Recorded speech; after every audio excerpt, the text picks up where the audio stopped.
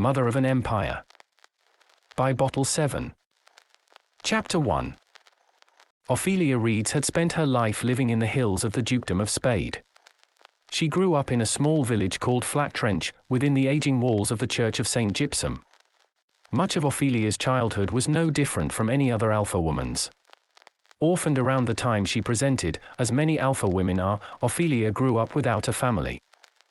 After all, no family during this time could afford to keep a daughter who did not earn a dowry. Additionally, being competition for their son's inheritance, it was often for the best that girls like Ophelia were sent off to live within the walls of the church. So her adolescence was spent with the priests and nuns of the church. She learned to read and write as many of the girls did. She stayed within the quarters reserved for abandoned girls like herself and grew up around a circus of ever-changing faces. While many of the girls grew up and became priests for the church, Ophelia was one of the few who chose not to. Because of that, she needed to pick up a trade. In the village of Flat Trench, there were few opportunities for work. Most people end up being farmers or woodsmen. Being that Flat Trench was surrounded by towering hills and woods that covered them, it was far easier to get a job as a woodsman than it was as a farmer. Most farms in the village were run by families, and very few would be welcoming to an outsider like herself. So Ophelia became a woodsman, a trade she naturally picked up because of her innate strength and her naturally sturdy build. But the hard labor of being a woodsman was not easy. There were many days that Ophelia struggled. But slowly, over time, she became even stronger than before. She grew tall, towering over the majority of the men in the village, regardless of their dynamics. Her height soon became a running joke at both the church and the village, and Ophelia often had to hear wisecracks about her father being a giant. Ophelia found the thought amusing at first, but it grew old quickly. Unlike most of the orphaned girls that had grown up at St. Gypsum, no one knew who Ophelia's parents were. She was found washed up on the banks of the river that ran near the church, clinging for life and holding onto fistfuls of reeds. When she was taken to the church, she had very little memory. She could only remember her name, Ophelia. Reeds was the name given to her at the church because of how she was found. A name that never quite sat right with Ophelia, but she couldn't really think of a better one. Most of Ophelia's memories before arriving at St. Gypsum were vague and fuzzy. Blurry memories of traveling carts and dancing around fires filled her mind when she tried to think of her childhood. Music that was foreign to the music of the church often haunted her dreams. But every time Ophelia tried to grasp onto these memories to capture more information, it always seemed to vanish in a puff of smoke as quickly as those thoughts arrived. The faces of her mother and father were particularly blurry, almost non-existent in Ophelia's memory. Ophelia lived in a daze, each day blending into the next, seamless and endless. Every day was the same, and the only thing that changed was that she got older. Ophelia had quickly realized when she was younger that paying attention to names and faces was a fruitless labor. People came and went in her life like sand through her fingers. She found that the only thing worth paying attention to was where her next meal was coming from and if she had a place to sleep for the night. Her only true concern was to survive despite everything. But one day the sound of trumpets thundered through her as if awakening her out of a deep slumber. Ophelia, who had been working on one of the many hillsides in Flat Trench, jumped at the sudden sound. Holding onto a nearby tree, she looked down at the road leading to the village, spotting a glorious parade of horses, carts, and soldiers in bright shining armor marching to the tiny village. At first, she had tried to ignore it, but the sound of horses' hooves was like a siren song, and without meaning to, Ophelia walked to the village square. It almost felt as if her body was moving on its own. Curiosity itching viciously at her mind, she was unable to fight back against the urge to see what this was. With her axe resting on her shoulders, she and many of the other villagers gathered, watching as a stage was set up. Ophelia, vaguely interested, looked at the small army that crowded the village square and stretched out towards the ends of Flat Trench. A long line of men in armor stood, and at the front, Ophelia spotted the white horse first. Her eyes traveled along the horse's body before stopping at the man on top of it. An Omega man with shining platinum hair and sparkling purple eyes sat on top of the white horse. Ophelia could tell he was important from how well-groomed he was and how every man in the army naturally looked to him for orders. It was strange to see the small frame of the man surrounded by beta and alpha men. She heard whispers of them referring to him as commander. Ophelia tilted her head, feeling a little amused, so she was right, he was important. He was their leader, an unusual sight seeing an Omega leading an army, but not an unpleasant one in Ophelia's eyes. Though Ophelia had always thought if someone had a talent for something then it shouldn't matter what dynamic they were. Just as she realized she was staring, Ophelia went to look away, but she and the man made eye contact. His eyes widened for a moment before a grin appeared on his lips. He blatantly eyed her up and down, and Ophelia saw his grin widen only ever so slightly. She felt her cheeks burn. "You like what you see?" She couldn't help but mouth at him a bit sarcastically. Usually, that would be enough to get someone to look away. But the man seemed unbothered by her remark and chuckled as if amused. A smug look appeared on his face and he mouthed back, "Do you?" Ophelia felt her eyes widen and her face burned. She looked away hearing laughter from the man. "What are you laughing about, Commander?" A voice asked. "Nothing." The Omega man replied with a chuckle lingering in his voice. Finally, the stage was finished and the Omega man gracefully hopped off of his horse. As he landed, Ophelia noticed he was a little shorter than she expected when he was on the horse. Despite his small stature, he had an imposing and charismatic aura about him. As he walked over to the stage, a hush naturally fell over the small crowd of villagers. All that could be heard was the sound of his fine heels clicking on the cobblestone of the village center. Everyone's eyes were fixated on him, even Ophelia's. Every movement he made was graceful and mesmerizing. Tearing her eyes away, she looked at the stunned expressions of alpha and beta men in the village. Just from the sight of him, they had all fallen in love with him. The Omega's scent spread through the area freely as a wind breezed through the tiny village. It smelt of plum flowers and jasmine. It was pleasant, and the only color that Ophelia could think of was a deep royal purple when it tickled her nose. From his head to his toes, this man looked noble. Royal even. The way he brought a hush over the village without even trying, the commanding presence he had. It was mesmerizing. No matter how hard Ophelia tried, her eyes would land back on him. She couldn't look away. Slowly, he climbed up the steps to the small stage created by the army. The wooden platform creaked under his footsteps and the hollowed-out bottom thudded loudly as he made his way to stand in the center. Ophelia felt herself hold her breath without meaning to, her mind burned wondering what this man had to say. A brilliantly shining smile graced his lips. Ophelia heard gasps come from around her. Men around her age, both alphas and betas, stared at this Omega hungry. Ophelia noticed the greedy looks as she looked around. They were coveting him. Her eyes landed on the Omega once more, and he knew it. The knowing look gleamed in the man's eyes as if he found it amusing that these villagers were instantly willing to leave their families and homes for even the slightest chance of having him. "My name," his voice rang out loudly over the crowd. Ophelia's eyes were fixated on him now, "is Darius Trudeau." He introduced himself by placing a graceful hand on his chest. He looked like one of the noble Omegas that Ophelia had seen at the church, making large donations to look good to their peers.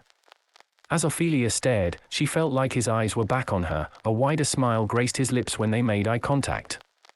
Ophelia felt the heat rise in her cheeks once more. His eyes curved up slightly as if still laughing about their little interaction just moments before. Ophelia steeled herself, but quickly wavered, while it was natural that Darius would place his gaze on her. She was the tallest person in the village after all. The way that he looked at her. Ophelia felt beads of sweat trickle down her face and she swallowed dryly. Her heart thudded loudly in her chest and didn't calm down until his eyes removed themselves from her. The way that man had looked at her. He looked like he wanted to eat her alive. Chapter 2. "My name," his voice rang out loudly over the crowd. Ophelia's eyes were fixated on him now, "is Darius Trudeau." He introduced himself, placing a graceful hand on his chest. He looked like one of the noble Omegas that Ophelia had seen at the church, making large donations to look good to their peers. As Ophelia stared, she felt like his eyes were back on her. A wider smile graced his lips when they made eye contact. Ophelia felt the heat rise in her cheeks once more. His eyes curved up slightly as if still laughing about their little interaction just moments before. Ophelia steeled herself, but quickly wavered, while it was natural that Darius would place his gaze on her. She was the tallest person in the village after all. The way that he looked at her. Ophelia felt beads of sweat trickle down her face and she swallowed dryly. Her heart thudded loudly in her chest and didn't calm down until his eyes removed themselves from her. The way that man had looked at her. He looked like he wanted to eat her alive. "I'm looking for men," Darius announced to the village. His eyes then landed back on Ophelia. Without thinking, she straightened her back. "Fighters." Darius corrected himself with a grin. His eyes moved from Ophelia and she let out a breath. "To join my cause," Darius announced dramatically. "I wish to unite the 5 dukedoms together into one country. An empire. One that withstands millennium." Darius continued, and the villagers seemed to perk up hearing this. Ophelia saw eyes light up at the sound of Darius's words. "It'll be a land in which by the sweat of your brow and the abilities of your hands you can become anything," Darius promised dramatically. The light in everyone's eyes brightened hearing such an opportunity. Even Ophelia had to admit the thought of leaving the village and the hard work of a peasant behind was very tempting. Additionally, being one of the hands that helped birth a new nation. For people who were told they'd never be anything but peasants, it was everything they hoped for. But Darius held the word in the air with a dramatic pause. "I won't lie to you." A charming smile was on his lips. "This will not be an easy task," he added. The expression seemed to dim hearing this, however. Darius added, "If you stick with me," he motioned to himself, giving a slightly flirtatious smile. Ophelia scowled. He was doing that on purpose to get the other alphas in the village to follow him. "You will see riches and lands that you would have never known otherwise." He reached out his hand as he spoke this promise to the villagers. Ophelia swore that some of them were just about to climb into the stage after this charlatan Omega. Having just about enough, Ophelia raised her hand. While she didn't like speaking up, it seemed she was the only one in the village who had half a brain outside of her pants. "Yes, the tall woman in the back," Darius responded, pointing at Ophelia. She kept her expression firm under his piercing gaze, and despite the friendly smile on his lips, Ophelia knew a snake when she saw one. "How much does it pay?" Her voice ran out over the crowd. Several villagers turned to look at Ophelia, surprised. She didn't speak often. For many, this was the first time they had heard her speak at all. Ophelia clenched her teeth and narrowed her eyes. While she didn't like speaking up, this man. She had to speak. Darius's smile faltered and he looked surprised for a moment. Ophelia wondered if it was because her question knocked him off of his rhythm. But the pleased smile that appeared on his face told her something different. Ophelia bit her tongue, holding back her urge to swear. He had that look again. She took a sharp breath and slowly released it, trying to keep calm. She wasn't going to falter in the face of this man again. 2 gold for every battle survived, Darius replied. Suddenly the starstruck expressions vanished from the other villagers' faces. The word survived hung in the air and some of the younger alpha and beta men looked horrified. Those who had been caught hook, line and sinker previously lowered their gazes. But Darius didn't seem to care. He was focused on Ophelia right now. Ophelia, being the only one left staring directly at Darius at this point, spoke again. "Do we get benefits afterward?" She questioned, her brows furrowing. She wanted to make a point to the others. Many of these idiots would wander into the battlefield and get themselves killed. Out of everyone in the village, Ophelia stood the best chance of surviving. "Of course," Darius said in an amused tone, as if Ophelia was just stating the obvious. "After the nation is established, you will be given an ability title and receive land as your compensation for your efforts." Darius replied, clapping his hands together. Ophelia saw others in the village raise their heads. The chance at becoming nobility was a shiny lure. Ophelia let out a soft curse and spoke up again. "But do we get to pick?" she asked, trying to turn the tides back in her favor. There was no point in trying something so stupid if the reward wasn't good enough. Darius seemed unfazed by the push and pull they had between them with the hearts and minds of the crowd. "Depends on how well you do," Darius replied, rubbing his chin. "After all, can't have a nation full of princes and dukes, can we?" he replied, looking at his nails. "Why not? The Desert Kingdom has 32 princes to the south," Ophelia replied sharply. Darius's relaxed look faded and a sharp gaze landed on Ophelia. "You're quite educated, aren't you?" Darius replied, looking a tad annoyed. "I'm as learned as I need to be," Ophelia retorted. The village and the army's gazes went back and forth as they watched the two of them argue. Darius snorted. The 32 princes of the desert kingdom are children of the king's harem. If an empire were to have 32 princes from different families, the nation wouldn't stand. Darius argued, besides it would take away the meaning behind the term prince. So what's the point of giving the title of the prince when the title of baron or lord is just as good? Darius argued. He seemed less interested in getting the crowd's attention and more concerned with debating with Ophelia at this point. Fair enough, but how do we know you won't just give out shit land? Ophelia relented but still managed to make a retort. Individuals will be given lands and titles based on their efforts, Darius responded, folding his arms. In other words, no different than our current situation. You'll just pick from the people you like the most. Ophelia criticized, looking over at the villagers meaningfully. At this point, Darius jumped down from the stage, marching over to her. The crowd parted as the small man with a massive presence made his way over to her. Ophelia looked down at him as he came to a stop in front of her. He was 2 heads shorter than her. But his presence was as large as a mountain. There was a clear sense of power and confidence that radiated off of this man. To be honest, Ophelia was even impressed. Other nobles would have had a meltdown at the slightest questioning of their plans. But Darius allowed her to speak her mind and responded in kind to her. If only other nobility could hear people out as this one did. Keeping a firm expression, Ophelia pretended to be unbothered by the man's aura as other alphas in the crowd cowered. He looked her up and down and narrowed his eyes slightly. "What's your name?" he asked. "Reeds." "Ophelia Reeds." Ophelia replied. Darius tilted his head with a smile still present on his lips. "Occupation?" he asked. Ophelia raised an eyebrow as if holding her axe wasn't obvious enough. "Woodsman," she replied, adjusting it as it sat on her shoulder. "How good are you with a sword?" he asked, his eyes lingering on her exposed forearms. "Can't be much different than hitting someone with an axe." Ophelia responded with a huff. "It's a little different." Darius took a step closer. He had a teasing tone to his voice. Then Ophelia smelt his pheromones come off of him even more. She noticed the omegas in the crowd took a step back. Was he trying to scent the air around her? "Ever taken a life before?" he questioned with a coy tone, not wanting to back down from the challenge. Ophelia leaned down to the point she was nose to nose with the Omega man. "Nobody you can prove," she replied sharply. She had meant for Darius to back off, but the Omega man seemed more interested now. She saw the greed in his eyes grow even more, while it had been there the whole time. It was almost suffocating now. But there was something. Ophelia kept her gaze firm into his eyes. She didn't want to lose to him.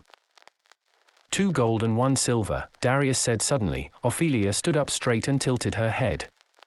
It took a moment to register. A breath escaped her nose. He wanted to buy her, she understood now. Giving him a challenging smirk, Ophelia decided to see how much the little man wanted her. 6 silver, I'm a head taller than most of your men. She replied. 10 copper, you're unskilled. Darius replied he was determined now. You don't know that. Ophelia narrowed her eyes. So greedy Reeds. Darius scolded with a light tone. So says the Omega who wishes to take 5 territories. Ophelia observed. Darius snorted in response. He clearly found what she said amusing. Fair enough. Darius confessed with a shrug. Fine, 2 gold, 1 silver, and 11 copper. You make me laugh. Darius chuckled as if he enjoyed their exchange. He then gave her a meaningful side eye before turning. That was as high as he wanted to go. Ophelia got that from his stare. Ophelia rolled her eyes. She wasn't so cheaply bought. 15 copper it is, she replied with a playful tone. Darius paused as he walked away and looked over his shoulder with a grin. Fine, he replied, his eyes shining. He then turned forward once more, heading for his horse. Come along, Reeds. Ophelia shifted her axe on her shoulders and looked around. All right. She shrugged. It wasn't as if she had anything for her here. Following Darius from the crowd and toward the army with nothing but the clothes on her back and her axe, she watched as Darius mounted his horse. Another alpha who sat on top of a horse leaned over to him and asked, "Sir, are we not going to ask for more?" The alpha questioned. Darius glanced over at Ophelia, who met his gaze. "No," Darius said, grinning ear to ear, "I'm happy with this one." He looked pleased. It was then it occurred to Ophelia that Darius's target hadn't been the others from the start. She paused and groaned, "Fuck." She cursed. She heard Darius's laughter. The Omega man had gotten just what he wanted. Chapter 3. Shortly after packing up the stage, the army marched out of the valley where Flat Trench was located. There were no tearful goodbyes, and Ophelia didn't have much to her name anyway. To be honest, Ophelia on some level or another had been waiting for an excuse to leave. Just a strong gust to send her flying far beyond the hills she grew up in. Darius had been that strong wind, and Ophelia followed him with nothing but the clothes on her back and her axe. She wasn't met with a joyful welcome wagon as they marched. The soldiers had their own duties and didn't seem to have much time to welcome someone new in their ranks. She was informed by a passing officer that when they made camp she would be issued her new equipment. "All right." Ophelia nodded. "Just try to bear with marching for now. We're going to be doing a lot of that," the officer explained. Ophelia nodded. Used to being on her feet all day, she had been working before the sun rose anyway. She had no idea how long the army had been marching, but a tired old donkey pulling a cart seemed exhausted. Climbing the hills that surrounded Flat Trench was not a laughing matter. Even most of the soldiers had labored breathing trying to make it up the steep hills. Ophelia eyed the cart, finding it was about the same size as the cart she usually pulled the kids in from the church whenever the priests wanted them to gather medicinal herbs in the forests. "Come on, Mabel." A cadet was trying to encourage the tired donkey. Ophelia sighed, making her way over. She sat her axe inside the cart and looked at the cadet. "Let her loose, I'll pull." Ophelia spoke, and the cadet looked surprised. "The cart's going to fall back down the hill." The cadet argued. "I'll take care of it if it does." Ophelia replied. The cadet eyed her and shrugged. "You're lost then." He responded, letting the donkey loose and pulling on her lead. As the donkey left, Ophelia quickly moved into the hitch, grabbing onto it and pushing. A little heavier than expected, but nothing she hadn't lifted before.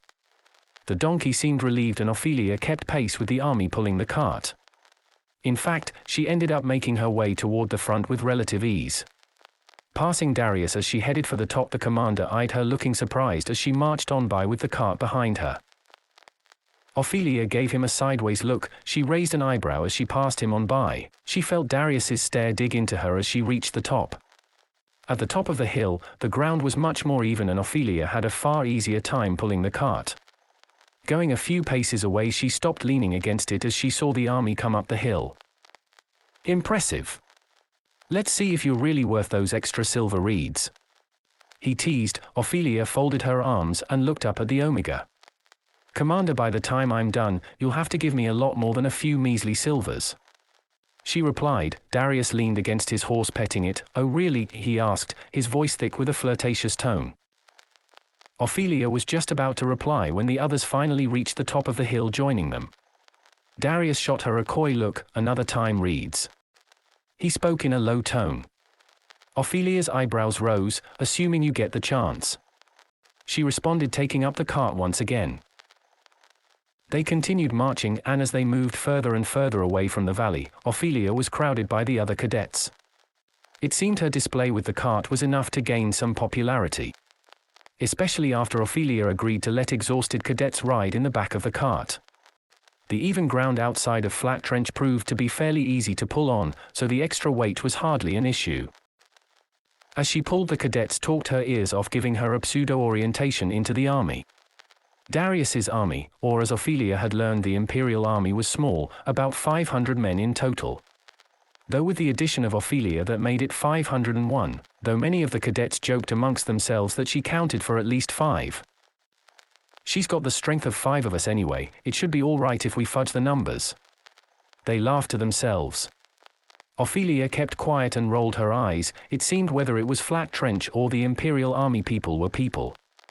This fact only exhausted Ophelia mentally. Falling into the dazed-like state she often did when working, Ophelia felt like she had blinked, and then she was at the set-up Imperial camp being given her supplies. "These are your uniforms, this is your tent, here is a sword, and..." The quartermaster, an aging Beta man, loaded Ophelia up with equipment. "That should be it," he announced. By the time he did, Ophelia couldn't see his face. "Thanks," she replied, surprised she was given so much stuff.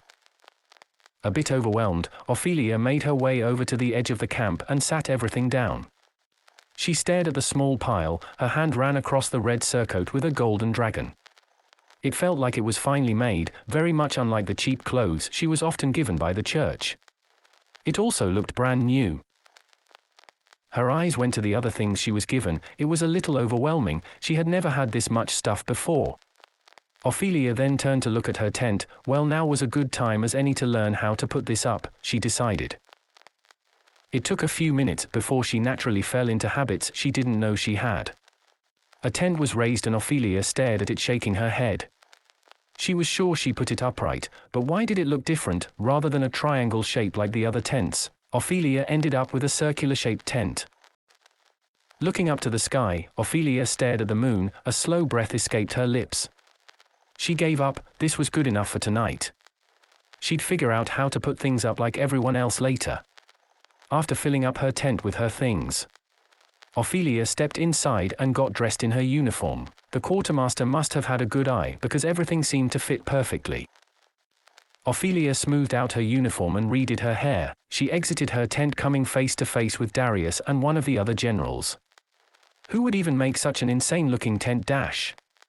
An older alpha man exclaimed just as Ophelia exited the tent. Darius looked over, seeing Ophelia, and covered his mouth, chuckling. "It seems our new recruit would," Darius remarked, his eyes curving upwards. He was clearly delighted that Ophelia had been the culprit. "This is how they make them in Flat Trench." Ophelia lied blatantly. Not a single soul knew how to pitch a tent in that village. Ophelia didn't even know how she managed to get it to look like this. But she'd be damned if she'd let the little man know she didn't know how to put up a tent. She heard a quiet snort from Darius. "You're lying." He had a chuckle in his voice as he called her out. "You have no proof of that." Ophelia deadpanned, and the general and Darius stared at her. "Go get some food, Reeds." Darius laughed, shaking his head. Ophelia stared for a moment, feeling surprised she was given a meal after everything else. Taking this as a chance to leave, she followed the smell of cooking. She stood in line and was given a reasonably hearty meal. She ate quietly by herself. She felt a stare dig into the side of her face from far off and saw Darius glance over at her from a larger tent before heading inside. She didn't see too well, but she was sure the Omega had smiled at her. After her meal, Ophelia headed back to her tent. Heading inside, she flopped down, curling up on the bedroll. As she closed her eyes, she couldn't help but think how comfortable the padded material was. Ophelia fell fast asleep, dreaming of traveling carts and tents that looked a lot like the one she had put up. Chapter 4. In the coming weeks of joining the Imperial Army, Ophelia was assigned to Officer Spencer Spade's troop. She found out that Spencer was actually the son of one of the generals. When first assigned, Ophelia had assumed that the officer's troop would have been given the easiest tasks. But on the contrary, Spencer's troop was often assigned the most intense hard labor tasks. Nothing that Ophelia was personally unused to. Growing up in the church and being so naturally strong, chores that required lifting and pulling often fell to her. So while others in the troop struggled and complained, Ophelia found the work fitting and liked that she didn't have to think too hard about it. It helped that she had a warm place to sleep and nice clothes to wear. Back in Flat Trench, she had to make accommodations every night. Very few people were willing to let her stay on their property, and the church didn't have the room to keep her there. While Ophelia hadn't thought too hard about it, it slowly began to occur to her how unfair her situation had been. Whenever she could get a roof and a bed at the local inn, they overcharged her. While the little Omega man had been a bit of a trickster, she supposed it all worked out for her in the end. Ophelia decided should she end up with a title, she was going to aim for the land of Flat Trench. It'd be quite amusing to see the looks on their faces when she came back as the new lord of the land. So she worked hard, finding the thoughts just motivating enough. Outside of work, she was trained, though it was difficult to properly train her in battle. Ophelia was a large woman, larger than most of the men in the Imperial Army. Her natural strength made it even more difficult for anyone to keep up with her.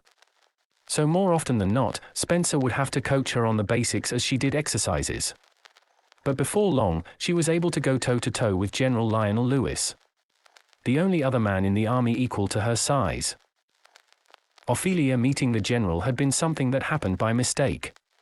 She was headed to her tent to settle in for the night when the general stepped out of the strategy tent as she was passing. They nearly ran into each other. Sorry.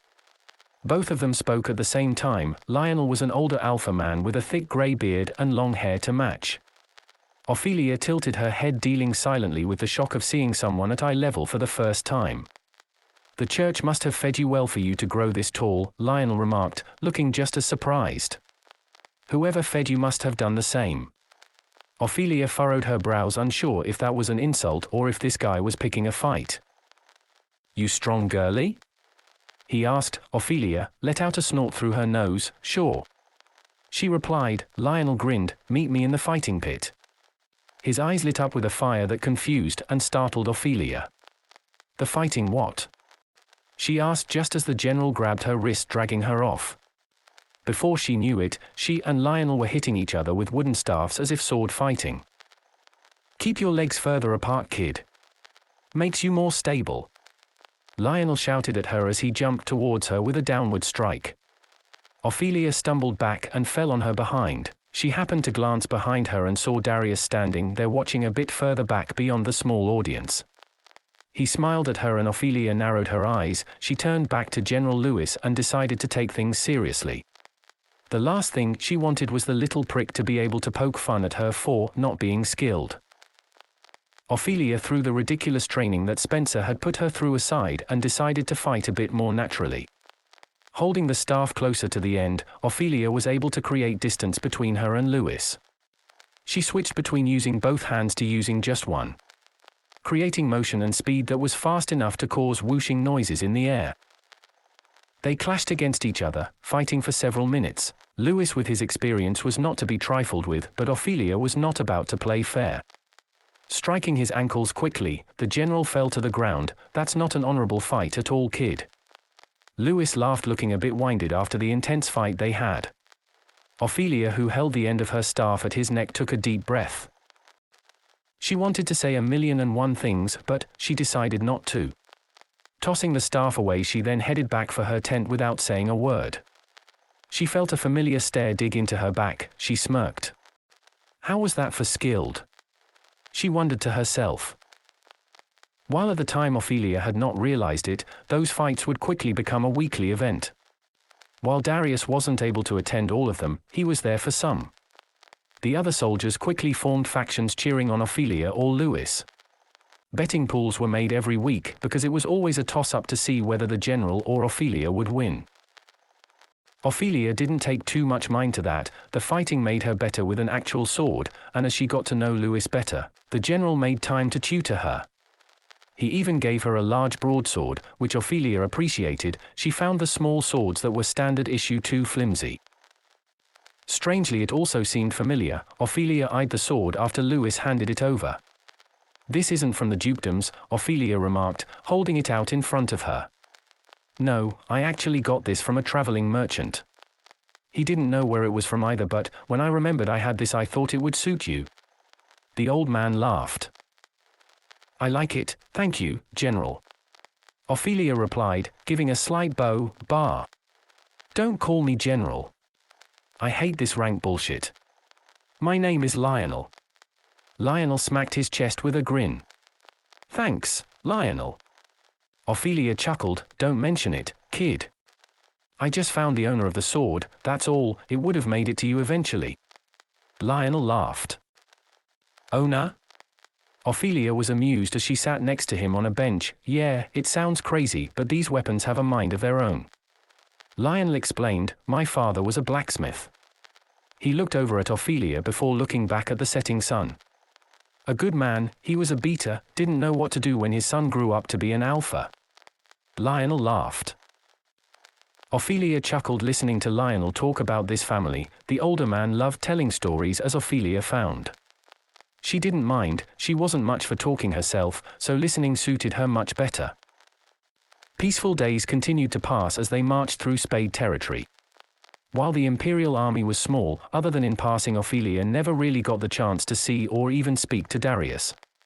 Though the memory of her going back and forth with the small man popped up in her mind every so often as she passed by the strategy tent. It was a strange exchange that was normally out of character for Ophelia. But once she opened her mouth, before she knew it, the two of them were bickering. A true testament to the Omega man's power and confidence, he was unbothered by any challenges to his ideals. Hell, he even managed to get her to follow him even after her criticism. The whole situation felt like some sort of strange ritual, as if they were both testing each other. Ophelia wasn't sure what she was trying to test Darius for. But Darius had seemed pleased with the results. It was almost as if there was a silent conversation under their arguing that could be summed up by one question. Do you think like me? Ophelia knew that the villagers of Flat Trench were shocked when they heard her speak like that. She normally kept silent, and that led to her being described as dumb, stupid, or even passive. But she was none of those things, she just preferred not to waste her breath and listen. But there was something, Ophelia still didn't have the words to explain it. Something about Darius snapped her out of that daze she so easily fell into. Made her alert, and it was strange, Ophelia didn't know what to do with herself. She didn't hate the feelings she got, on the contrary, it felt nice. For the first time since she could remember, she started to actually feel alive. Chapter 5. Since then it had been about 6 months since Ophelia joined the Imperial Army. In that time she was given more uniforms and supplies.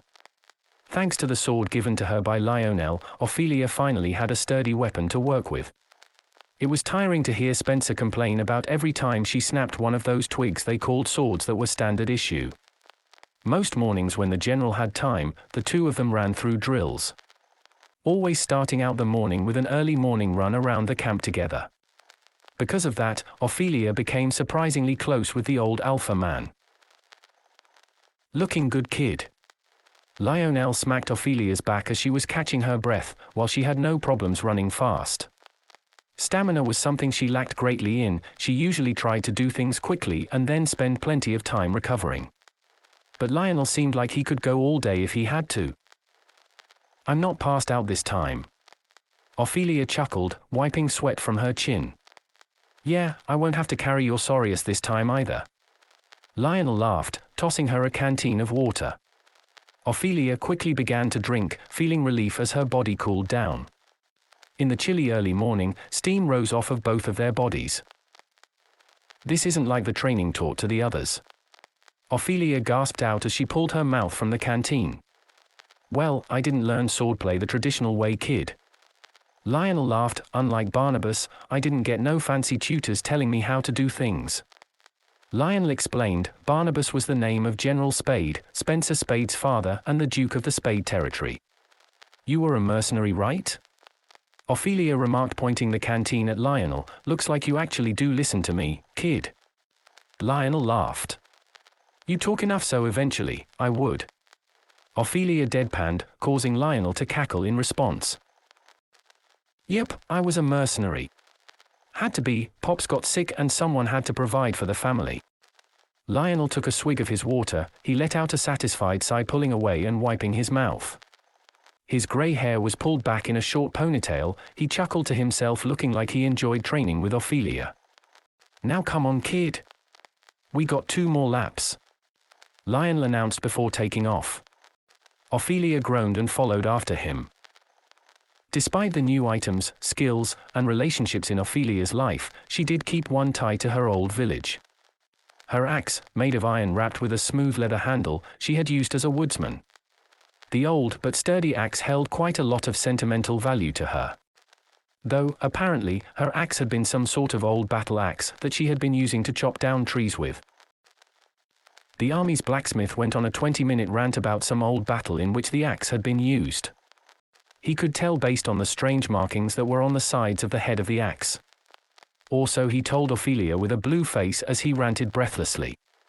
Once he caught his breath, the blacksmith then wept at the sight of how it had been abused by the clueless Ophelia. The alpha woman personally thought she had taken care of the axe quite well, and if Lionel's words were to be believed, it wouldn't work so well chopping down trees if the axe didn't feel like it was being taken care of. Using that logic to soothe whatever guilt the blacksmith managed to rise in her, Ophelia shrugged off the weeping beater man.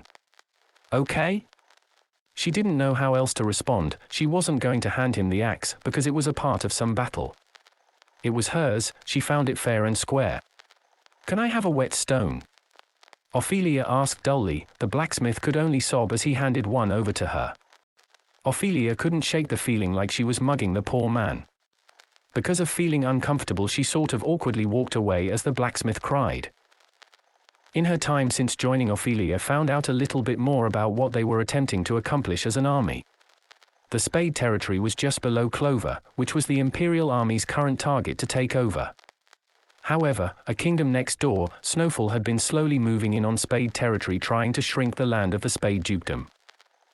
In order to get the Spade dukedom's assistance, the army agreed to drive out Snowfall forces as they moved up further towards their target. Because they were moving north, the air was slowly becoming colder as they approached the tall mountain range that led into the dukedom of Clover.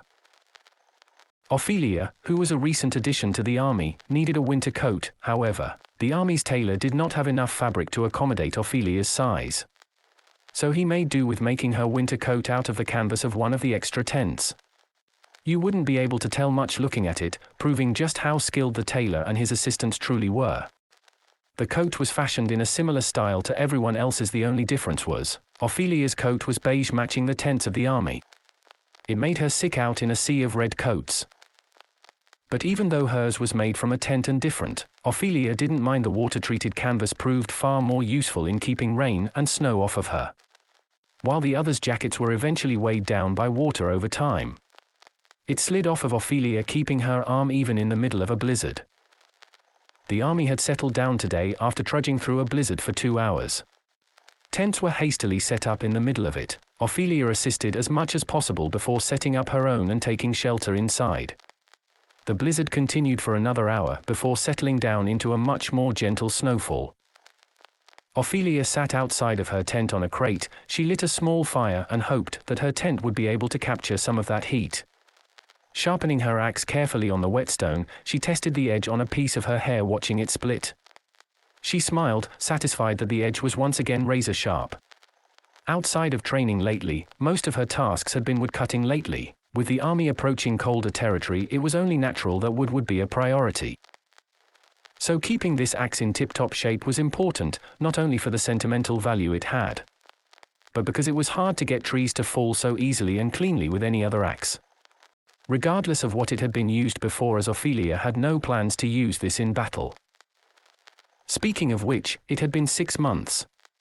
Ophelia had yet to see a battle. The Imperial Army had been mostly gathering up forces in small villages along the way. Other troops had been dispatched to deal with any fighting, but Spencer's troop wasn't. She had no idea how Darius and the other generals were running things, but would she even see a battle within the next year? Ophelia ran her tongue across the teeth in her mouth. Aside from making the little commander eat his words, there wasn't really any motivation to put herself on the battlefield for Ophelia.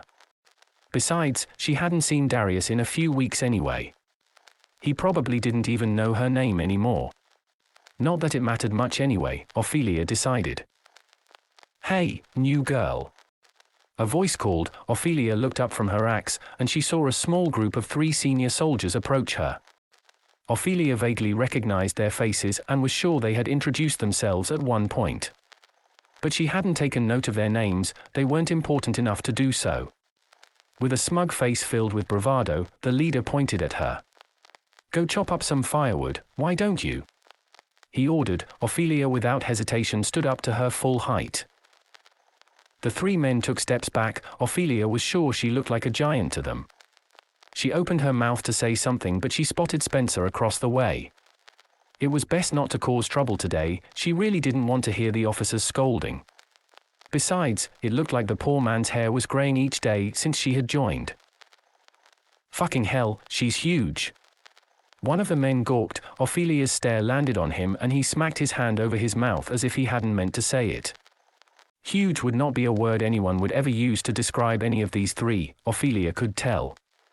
Despite her annoyance, she let out a sigh. "All right," she replied, setting her axe on her shoulders. She was bored anyway. Turning, she headed for the nearby woods. As she did, she heard the leader of the group proudly say, "See, I told you, she just listens to whatever orders you give her." Ophelia rolled her eyes, ignoring the small group. She heard the vague sounds of the other two cheering their leader on as she moved further away. Chopping up some wood hardly seemed like work to Ophelia, especially after everything she had been through in the last few months. So if the army wanted to give her 3 meals a day, warm new clothes, and a warm place to sleep, all for the low price of chopping wood a few times a day, she'd chop down a whole damn forest if they wanted her to. This sort of work was second nature to her. She had been working in the woods since she was of age. She also wasn't flimsy or weak like some of the nobles that populated the imperial army. Then again, that's what you got when you married too closely into your families, all to keep the bloodlines pure, as some of the houses did these days. Ophelia shook her head, deciding not to think too hard about the idiocracy of nobility. It would only serve to upset her mood even further. Silence filled up the world around her, only interrupted by the sound of her footsteps and breathing. It was peaceful and tickled her ears like the sound of a pleasant bell. It was much better than listening to the false bravado that she often overheard at the camp. Young men constantly complimenting this or that about themselves, from their station in life to their abilities in the bedroom. It had been clear to Ophelia that most of their words were very often exaggerations. Ophelia stopped for a moment, taking a deep breath. She breathed in the cool air, slowly releasing steam from her nose and forming a cloud. She looked up, following the disappearing form of her breath, focusing on the sight of the snow falling. She smiled despite the sting of the cold on her cheeks. While yes, this was much colder than Ophelia was used to, she was also wearing warmer clothes than what she was used to. Ophelia looked down at her brand new clothes, feeling happy. It had been the first time she had gotten nice clothes like this just for her. Ophelia was careful to keep them clean and take care of her uniform. Ophelia smiled now, understanding why others in the village loved to take care of their things. Having things felt nice and dressing nicely made Ophelia feel amazing. Adjusting the grip on her axe, she marched to the woods, pleased with how her life had developed recently. The sound deafened just a bit more as she entered the forest, leaving Ophelia wrapped in a pleasant silence.